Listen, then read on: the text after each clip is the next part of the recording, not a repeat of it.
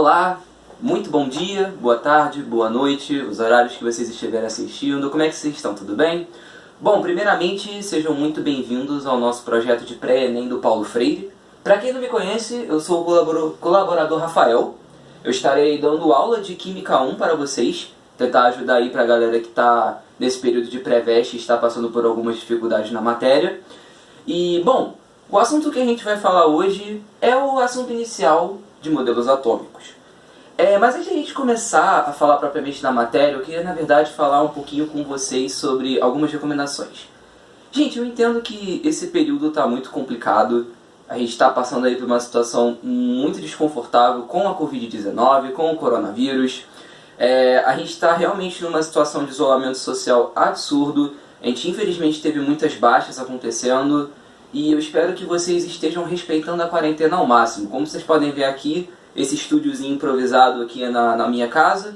Minha mãe está fazendo aqui a filmagem junto comigo. A gente está fazendo tudo no cenário aqui organizado.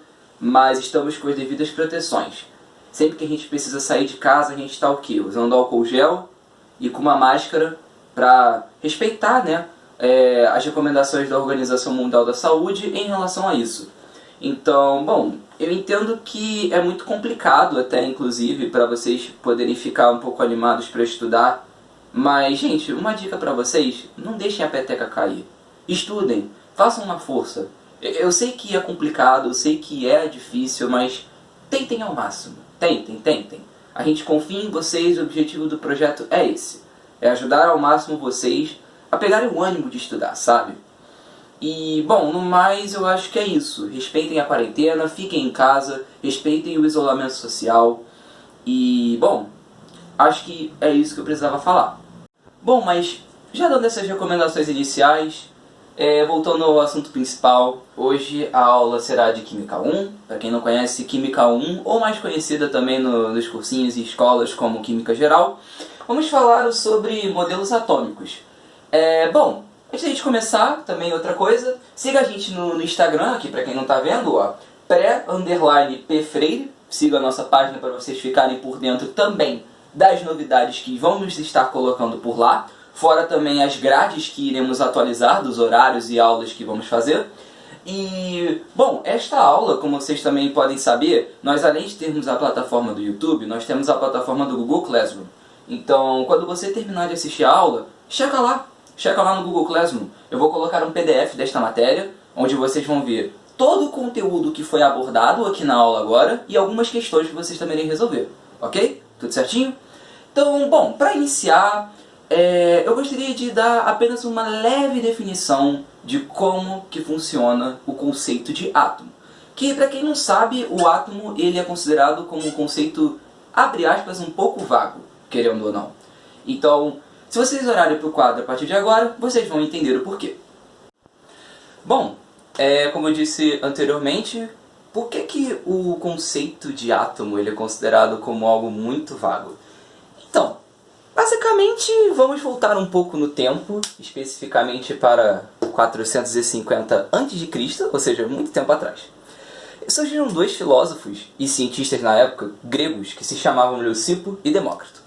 Leucipo e Demócrito eles foram os primeiros cientistas a estudarem como que funcionaria o suposto comportamento da matéria ao longo de um ciclo de vida. Como assim, Rafael? O que é isso? Como é que você pode explicar isso de uma forma mais simples? Calma, meu aluno. É simples. Basicamente, Leucipo e Demócrito eles estavam estudando se a matéria ela conseguia ser dividida a vários pontos até você chegar num estado de indivisibilidade, ou seja, um estado onde a matéria não poderia ser mais dividida. E eles conseguiram chegar nesta conclusão. E a partir deste momento, eles conseguiram definir pela primeira vez o que a gente hoje conhece como átomo. A palavra átomo ela vem do grego não partes. O A é a negação, não, e tomo significa partes. Então, resumindo tudo isso, podemos dizer que Leucipo e Demócrito foram os precursores na formação do primeiro modelo atômico na história. Mas lembra que eu falei que isso acabou passando de muito tempo atrás, né? Isso foi de 450 a.C. E, se você for parar para olhar, não tinha tecnologia suficiente nessa época, sabe? Então, meio que esse conceito que eles criaram acabou caindo no esquecimento por muitos e muitos e muitos anos. Até o século XIX, que foi a partir do século XIX quando o estudo do comportamento atômico na natureza começou a ser retornado. E foi daí que surgiram os primeiros modelos atômicos oficiais. Como assim modelos atômicos oficiais? Porque esses eram experimentos, esses eram teorias baseadas em experimentos que já apresentavam um fundamento científico graças às tecnologias que já eram apresentadas na época. E, bom, vocês que estão estudando para o Enem, vocês vão aprender esses 4 modelos aqui, que são geralmente os mais estudados. Dalton, Thomson, Rutherford e Rutherford-Bohr. É nessa ordem, esta é a ordem cronológica. Dalton seria o pioneiro, seguindo os conceitos de Leucipo e Demócrito, Thomson, depois de Dalton, Rutherford depois de Thomson e Rutherford-Bohr como complemento de Rutherford. E isso que era interessante, porque a comunidade científica ela era uma comunidade baseada em experimentos, como eu falei. E à medida que o tempo ia passando e à medida que novas tecnologias iam surgindo, novos experimentos iam sendo formados, novas coisas eram descobertas e novos modelos eram adaptados. Ou seja, nenhum desses modelos era considerado como algo novo. Todos esses modelos, eles eram adaptações de modelos anteriores. Como eu falei, Dalton foi uma adaptação do conceito de Leucipo e Demócrito. Thomson, uma adaptação de Dalton, Rutherford de Thomson e Rutherford-Bohr de Rutherford. Entenderam? Então, resumindo basicamente, esse é o conceito inicial do que vocês vão aprender agora de modelo atômico. Bom, lembra que eu falei para vocês no momento passado de que a gente ia aprender um pouquinho dos modelos em si? Bom, vamos começar com o pioneiro realmente nos modelos atômicos oficiais. Vamos começar aqui falando sobre o modelo de John Dalton. John Dalton, ele foi um cientista britânico que nasceu no século XIX e ele se baseou na teoria dos filósofos gregos Leucipo e Demócrito, que defendiam que toda a matéria ela era composta por partículas esféricas maciças e indivisíveis. Ou seja, que até você dividir a matéria para ela chegar num ponto de indivisibilidade, você passaria por várias partículas esféricas maciças e até chegar nesse ponto aqui, que seria considerado o fim da linha. Ok? Tranquilo. Só que tivemos um problema, né? Como eu falei, o Dalton ele foi o primeiro cientista a realmente entrar de cabeça no estudo do comportamento atômico na natureza. Mas ele acabou não apresentando resultados muito favoráveis, porque por mais que ele apresentasse um estudo baseado em experimentos, ele tinha sim um fundo científico muito grande, muito vasto para ele poder explicar a teoria dele, mas isso acabou não sendo totalmente ok, porque os experimentos dele não conseguiam comprovar a existência do átomo.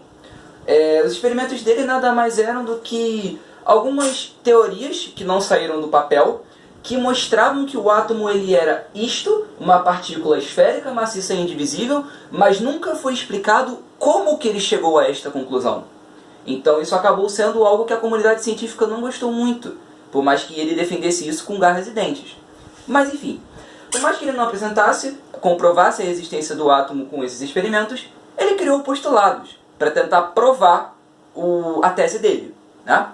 E dentre os postulados nós temos esses 4 principais, que o primeiro seria que os átomos eram partículas esféricas e maciças, ou, como ele gostava de chamar, partículas ocas, que se assemelhavam a uma bola de bilhar. Aí eu botei aqui, por exemplo, se seria supostamente... Tá meio cagado? Sim, tá meio cagado.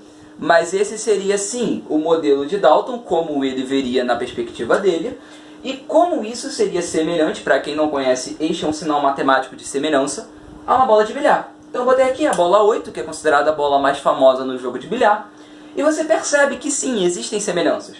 O formato, obviamente, porque é um formato esférico, e que, querendo ou não, você não tem nada dentro de uma bola de bilhar. Ela só é dura por causa do revestimento dela. O revestimento dela faz ela se tornar uma bola muito pesada, mas ela não tem nada dentro. Então, por isso que ele considerava essa analogia como válida. O segundo postulado era de que os átomos eram indestrutíveis.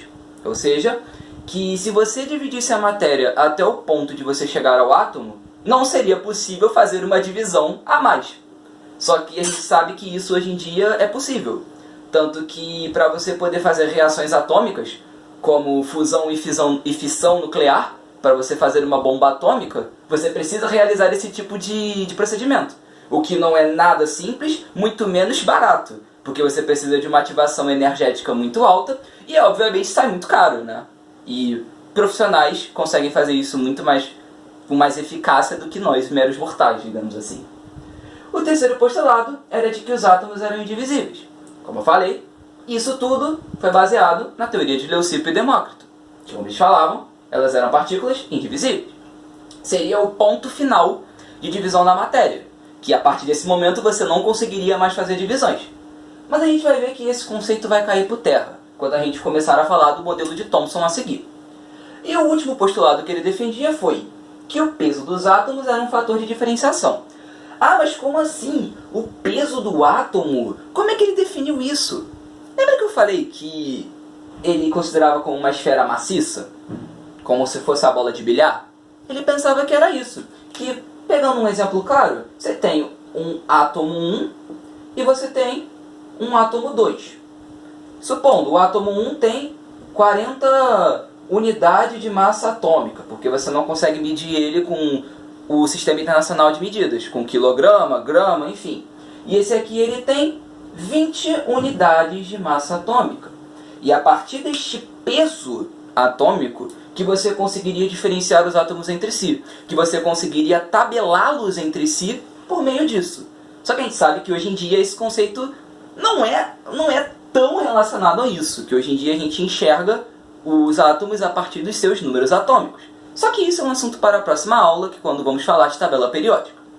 Bom, mas enfim, este quadro, tranquilo para vocês?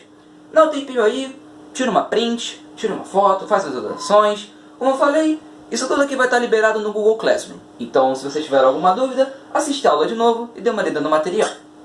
Então, dando continuidade à matéria, vamos falar agora sobre o modelo atômico de J.J. Thomson, ou para quem quer, Joseph John Thomson, que foi o cara que fez o modelo se baseando no de Dalton. Vou falar do nosso segundo modelo atômico oficial, que é o modelo atômico de Thomson, ou, com o nome completo dele, o modelo atômico de J.J. Thomson.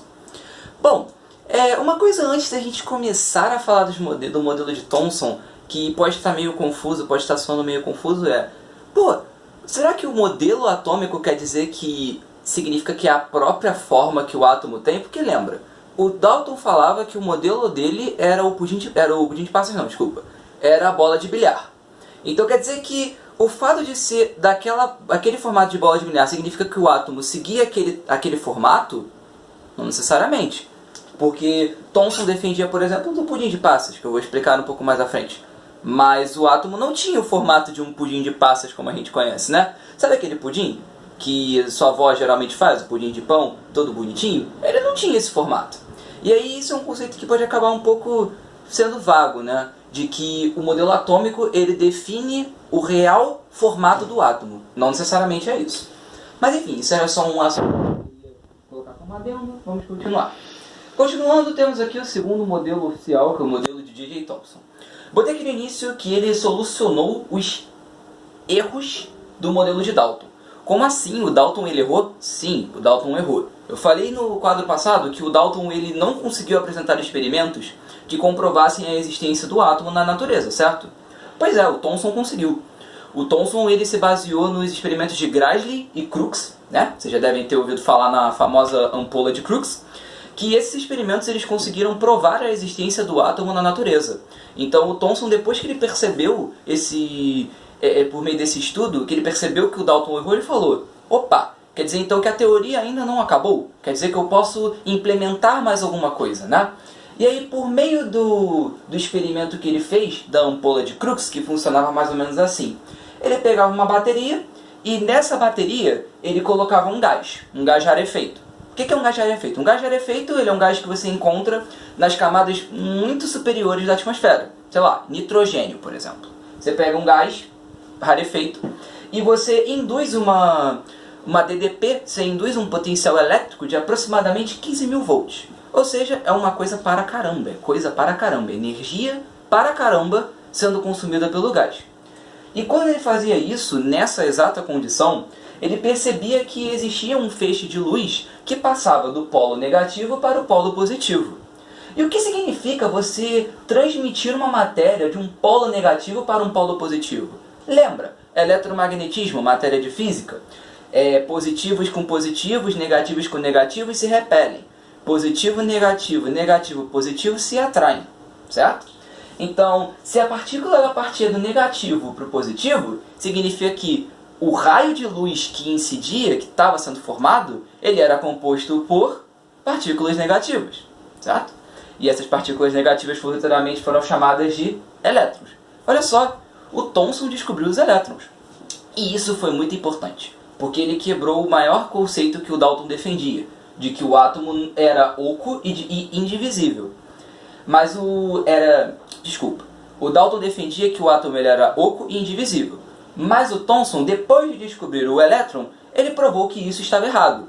Que o átomo ele não era oco, que você tinha partículas dentro dele, que no caso eram os elétrons, conhecido também como partículas subatômicas, como vocês podem ver aqui embaixo, e que ele era divisível, que você poderia dividir o átomo até chegar aos elétrons, que os elétrons em si seriam o ponto final de divisão da matéria, beleza?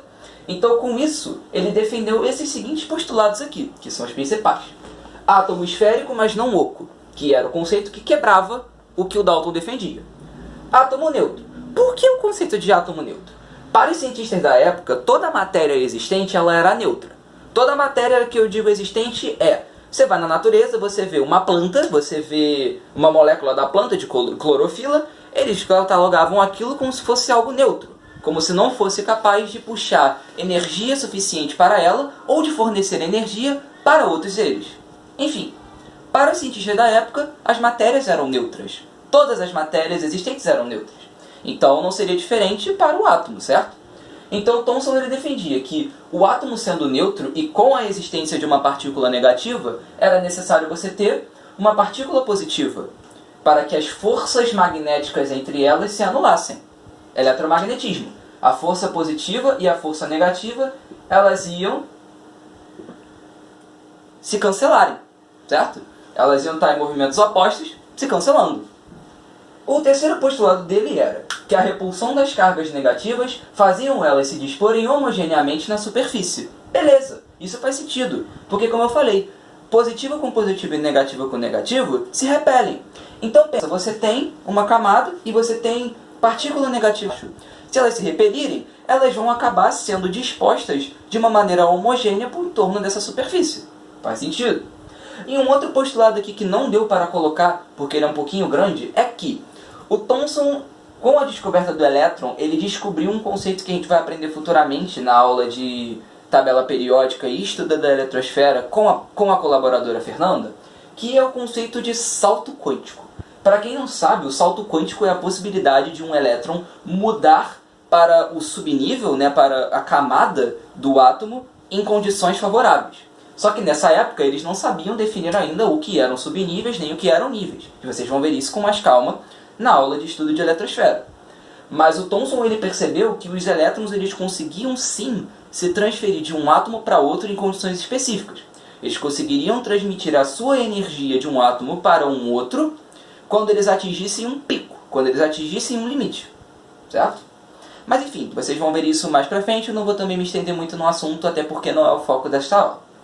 E, bom, eu botei aqui duas observaçõezinhas. Eu falei a primeira observação já no início, de que o modelo de Thomson ele era defendido como pudim de passas, Porque é como se ele visse as passas como se fossem os elétrons, distribuídos homogeneamente na superfície do átomo.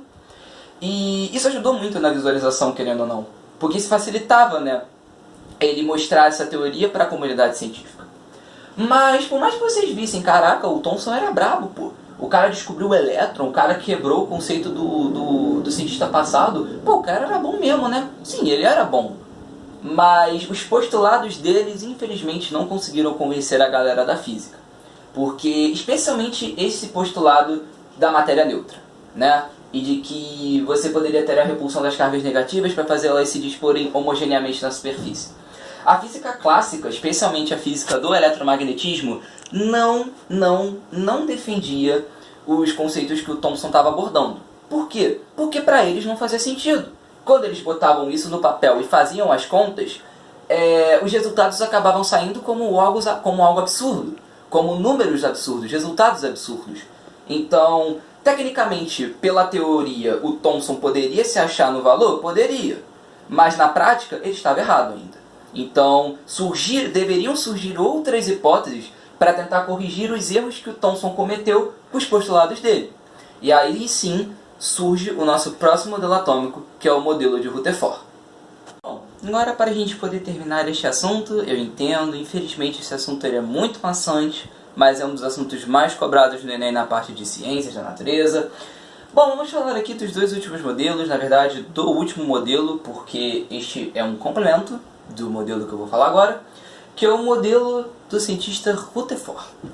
Bom, basicamente o modelo de Rutherford ele é uma adaptação do modelo de Thomson, que é consequentemente uma adaptação do modelo de Dalton. Ou seja, o modelo de Rutherford ele seria considerado como o modelo mais atual para o estudo do átomo na natureza. Beleza? Bom, assim como no Thomson, que a gente viu que o Thomson ele conseguiu, por meio do experimento da ampola de Crookes, né, provar que o que o Dalton havia defendido estava errado, Rutherford fez a mesma coisa. Mas o experimento de Rutherford não se restringiu a apenas ao experimento igual ao de Thomson, que foi uma ampola que você pega um gás numa condição específica. Não. Ele foi muito além. O Thomson ele fez um experimento que ele pegou uma amostra de polônio, que é um material radioativo, colocou ele numa caixa de chumbo. Afinal, para quem não sabe, o chumbo ele é um material que isola emissões radioativas. E a partir desse experimento, o que ele conseguiu fazer? Ele pegou uma lâmina. Essa lâmina vermelha aqui mal desenhada é uma lâmina de ouro, que é considerada como um material inerte. E o polônio, quando ele estava numa condição específica, ele conseguia emitir um raio. E esse raio, ele passava pela lâmina de ouro e ela era refletida neste papel, nesta folha de papel que ficava em torno desta caixa. Beleza? E vocês viram aqui que eu marquei 3 regiões, certo? Bom, o que o experimento de Rutherford ele quer dizer no fim das contas? Basicamente, Rutherford ele foi o cientista que conseguiu descobrir especificamente como o átomo é comportado na natureza. Como o átomo ele tem a sua composição evidenciada na natureza. Então essas 3 regiões aqui presentes, a região 1, a região 2 e a região 3, nada mais são do que os componentes do átomo na teoria de Rutherford. Como eu botei aqui, ó, a região 1, ela basicamente denotava um espaço vazio, porque todos os raios que o polônio emitia, eles passavam pela camada de ouro, né, por essa lâmina de ouro, e seguiam reto para a folha. Eles não tinham nenhum desvio. Então, se você tinha um raio que seguia reto e não sofria nenhum desvio, lembrando que este raio ele era de uma natureza negativa, né, ele é uma carga negativa, se ele incidisse de uma maneira reta, sem sofrer desvio, então você teria um espaço vazio, na visão do Rutherford, que futuramente esse espaço vazio seria chamado de eletrosfera. O que é a eletrosfera? É o local onde o elétron se aloja. Tranquilo? A região 2, por exemplo, você já vê que você tem uma angulação, você tem um desvio de um ângulo alfa, né? E o que isso queria dizer na visão do Rutherford? Ora, que se a partícula negativa proveniente do polônio incidiu na placa e sofreu um desvio, quer dizer que ela passou num espaço positivo, que futuramente seria chamado de núcleo atômico. Correto? Beleza, sem problema nenhum. E a região 3? A região 3 ela é um espaço um pouco complicado de explicar e que vocês vão ver isso com muito mais abrangência na faculdade quando vocês chegarem.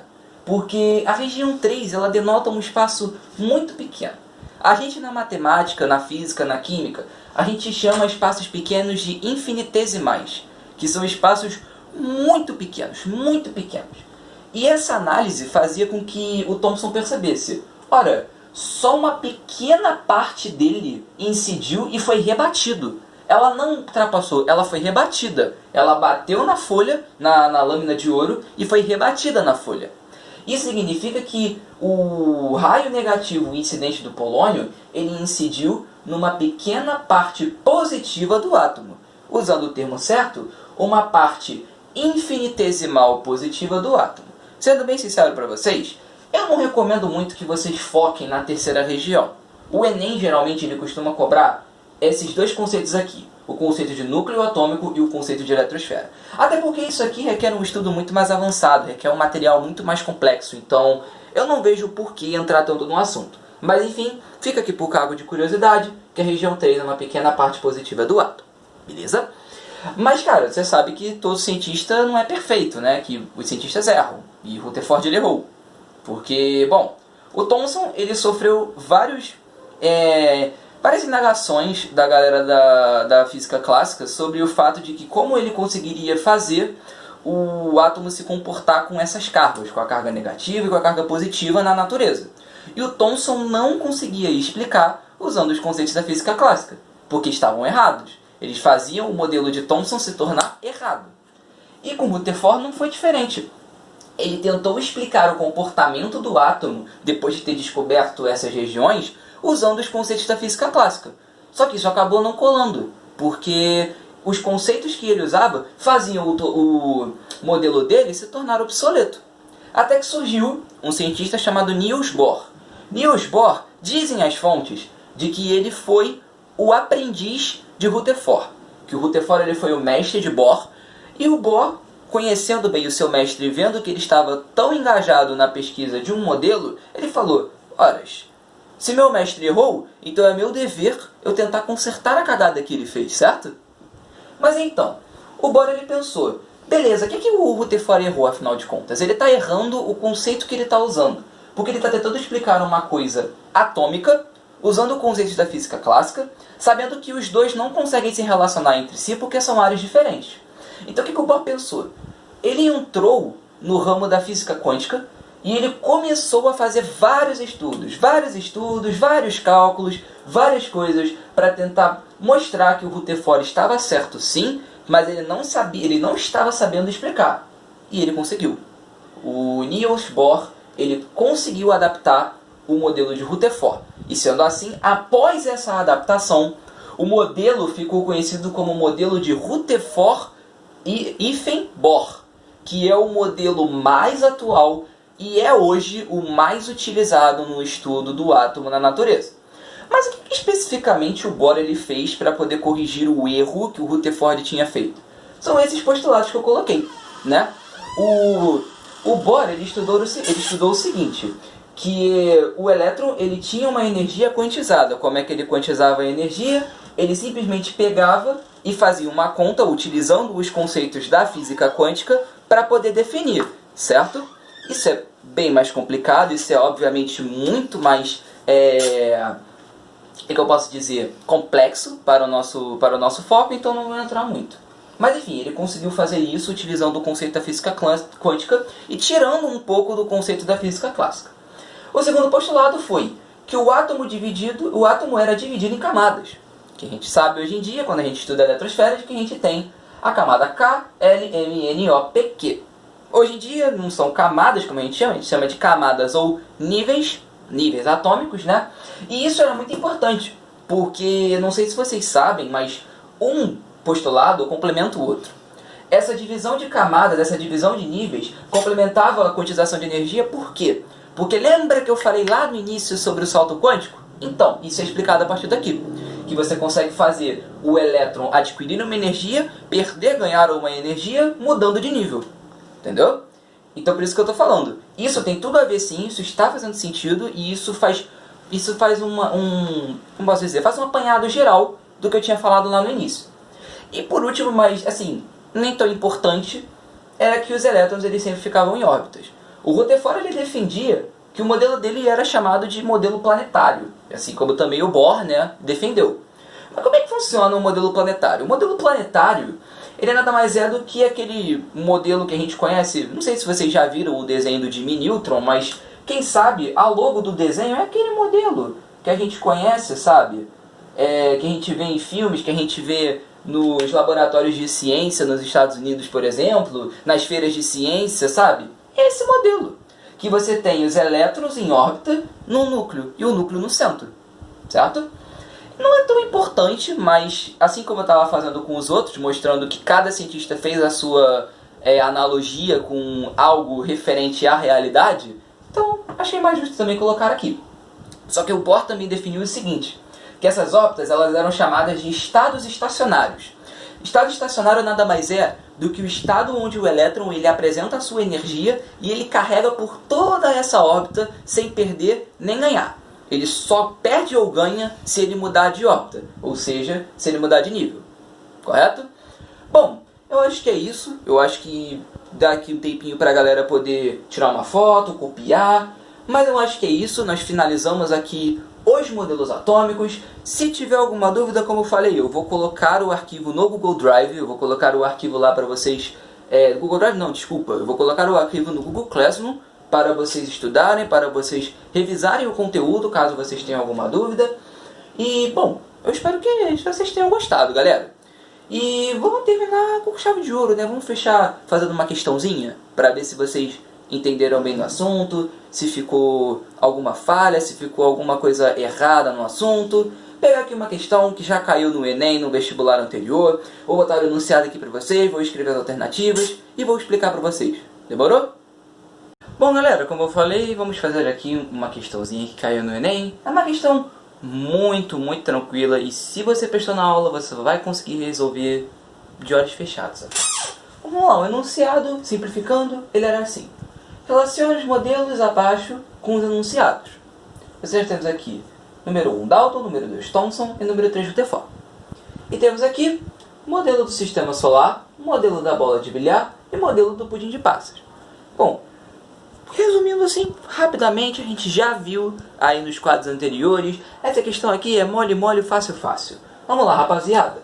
Sistema solar, ou como a gente já tinha falado, modelo planetário. O modelo onde os elétrons se apresentavam em órbitas ao redor de um núcleo. Este era o modelo de Rutherford, que foi aprimorado por Bohr.